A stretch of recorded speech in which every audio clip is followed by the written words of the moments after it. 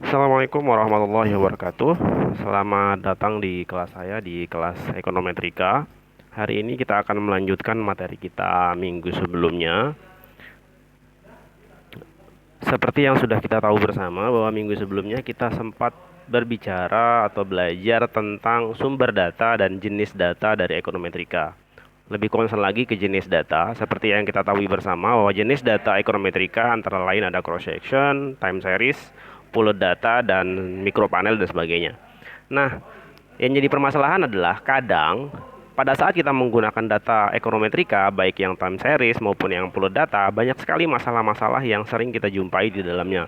Dan masalah yang paling sering dijumpai adalah masalah normalitas atau terjadi pelanggaran normalitas. Nah, normalitas sendiri kita sudah pelajari sebelumnya, sudah kita sempat singgung sedikit di materi sebelumnya. Di asumsi atau ada 10 asumsi yang pada regresi linear sederhana maupun regresi linear berganda di minggu sebelumnya. Nah, hari ini kita akan belajar bagaimana cara kita menangani data ekonometrika sendiri. Artinya bagaimana cara menghilangkan masalah pada data ekonometrika. Seperti yang saya sebutkan, salah satu masalah yang sering muncul adalah adanya pelanggaran asumsi normalitas. Nah, untuk menanganinya ada beberapa metode yang biasanya sering digunakan. Nah, hari ini kita akan bahas satu persatu metode tersebut. Yang pertama, kita mulai dari metode pertama. Namanya adalah transformasi log atau transformasi len. Jadi metode yang pertama adalah transformasi log namanya atau len. Nah, transformasi ini biasanya digunakan pada data yang sifatnya time series. Seperti yang kita pertama, salah satu sifat data atau salah satu jenis datanya adalah time series. Nah, jika kita menggunakan data time series, salah satu perlakuan yang bisa digunakan adalah mentransformasikan. Transformasi di sini gunanya adalah untuk melinearkan tren eksponensial. Artinya, kita menghilangkan tren eksponensial sehingga bisa diubah menjadi tren linier supaya bisa diregresi secara linier. Salah satu contoh fungsi yang bisa menggunakan transformasi len atau log itu adalah persamaan Cobb-Douglas atau persamaan fungsi produksi atau production function. Nah, fungsi produksi ini sendiri disebut dengan fungsi produksi Cobb-Douglas. Ini adalah persamaannya. Y sama dengan AK pangkat alfa, L pangkat beta, E pangkat U. Nah, mentransformasi len atau log pada di sini ada dua metode yang bisa digunakan. Pertama adalah mentransformasi datanya atau mentransformasi fungsinya, kemudian baru datanya. Oke. Nanti kita akan mempelajari lebih rinci pada saat praktikum nanti setelah ujian tengah semester. Hari ini kita akan bahas dulu bagaimana sistem kerjanya atau pola kerjanya ataupun cara kerjanya. Nah, ketika sudah ditransformasi, yang tadinya bentuknya adalah eksponensial, maka akan berubah menjadi bentuk linier. Artinya sudah tidak ada bentuknya perkalian. Jadi A dan K di sini bentuknya perkalian, L dan E bentuknya perkalian, berubah menjadi tanda tambah di sebelah sini. Nah, ini namanya adalah menghilangkan tren eksponensial menjadi bentuk linier.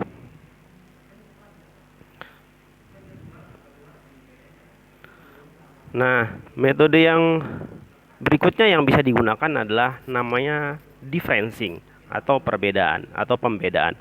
Metode differencing ini biasanya digunakan jika jumlah datanya cukup besar. Ini juga sama bentuknya, menghilangkan tren pada data time series. Artinya kita hilangkan tren eksponensialnya. Nah, metode differencing ini dengan cara mengurangi data kedua dikurangi dengan data pertama. Jadi misalkan kita punya 4 data.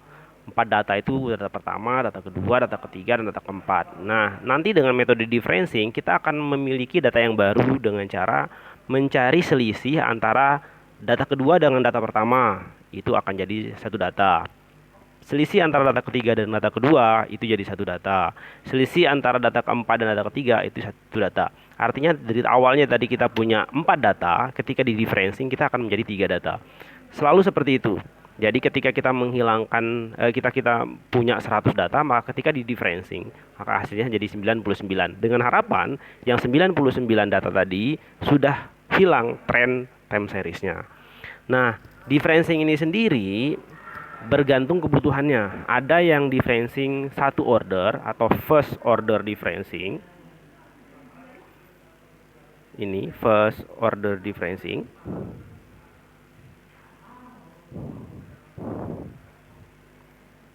Ini adalah first order differencing atau second order differencing. First order differencing itu artinya kita hanya mencari selisih satu kali saja.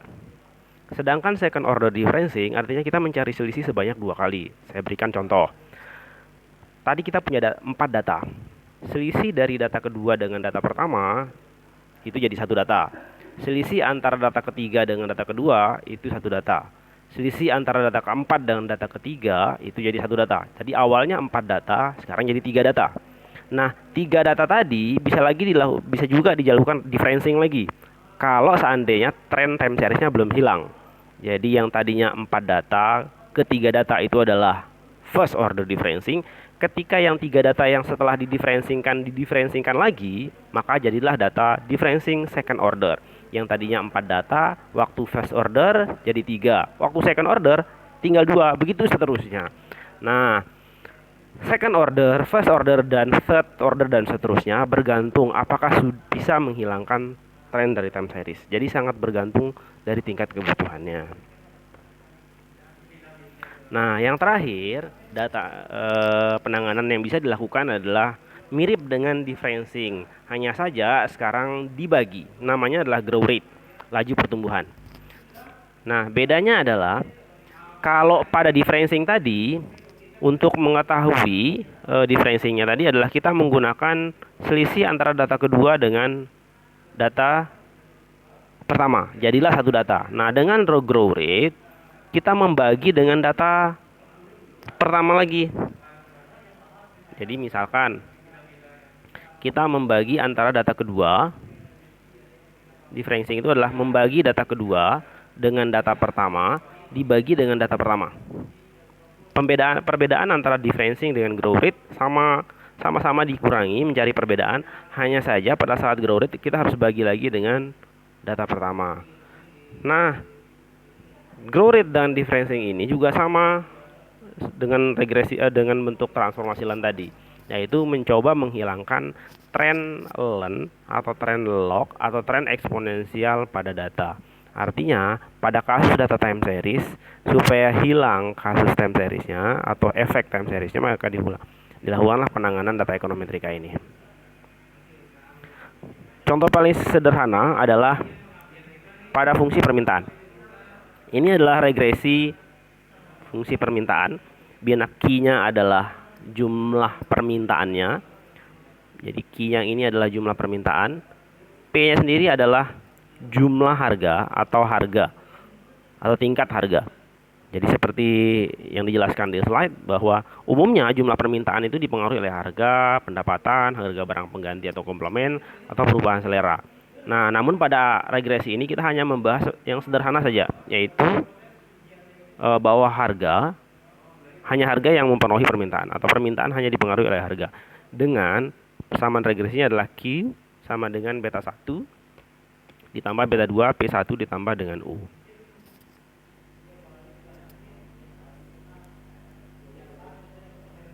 Dengan interpretasi adalah beta 1 ini adalah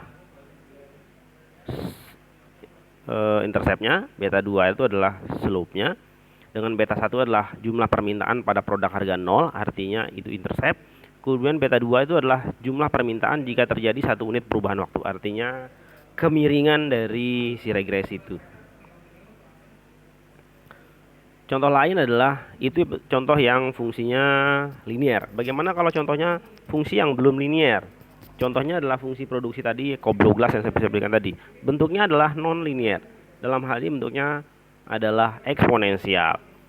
Nah, terlebih dahulu fungsi ini akan diubah dulu menjadi fungsi yang linear. Dalam hal ini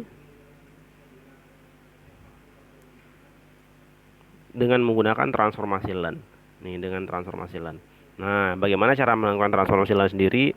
Nanti kita akan bahas ketika praktikumnya. Nah, hari ini kita akan bahas gambaran umumnya saja. Jadi transformasi nilai itu sendiri fungsinya adalah menghilangkan bentuk perkalian ini. Ini kan bentuknya perkalian. A kali K kalikan dengan L kalikan dengan E. Nah, dengan transformasi ln harapannya adalah berubah menjadi tanda plus. Nah, ini yang dinamakan mengubah atau menghilangkan efek eksponensial menjadi efek linier.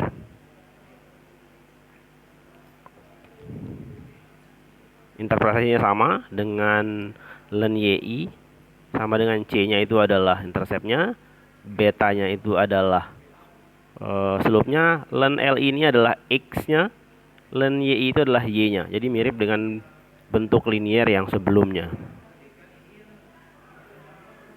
Ini kalau bentuk fungsi yang lain itu adalah, kalau tadi adalah fungsi produksi Cobb-Douglas, ini adalah fungsi Open-Lau, tingkat pengangguran. Jadi untuk menentukan tingkat pengangguran itu sama dengan UNEP. UNEP itu adalah penganggurannya beta 1 tambah beta 2 jadi GNP ditambah dengan errornya, dipengaruhi oleh pertumbuhan ekonomi. Ini dengan menggunakan differencing.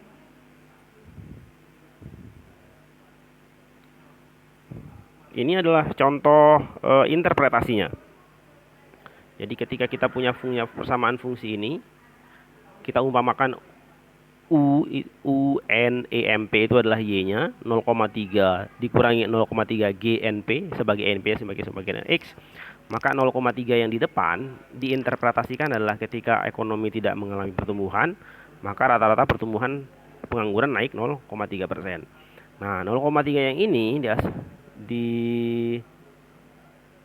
diinterpretasikan sebagai ketika ekonomi mengalami satu pertumbuhan 1% ya, atau satu satuan waktu atau satu satuan, maka rata-rata tingkat pengangguran turun sebesar 0,3%. Ini hanya interpretasi dari regresinya saja. Ini sebenarnya yang akan data ini sebenarnya yang akan dipraktikumkan sebenarnya, tapi karena kondisi COVID maka praktikumnya kita pending dulu. Sebenarnya ini sambil dijelaskan, sambil dipraktekkan dengan menggunakan Excel maupun dengan menggunakan SPSS. Ini hasil dari pengolahan datanya, tapi ini diolah dengan menggunakan eViews atau dengan menggunakan Stata. Nanti kita akan coba menggunakan SPSS atau menggunakan Excel. Ini adalah hasil pengujiannya. Kira-kira seperti itu untuk pertemuan slide yang penanganan data ekonometrika. Kita cukupkan sampai di sini. Seperti biasa, sebelum kita akhiri, saya selalu berpesan ketika keluar rumah jangan lupa menggunakan masker, cuci tangan, dan hindari penyalahgunaan narkoba. Sekian, assalamualaikum warahmatullahi wabarakatuh.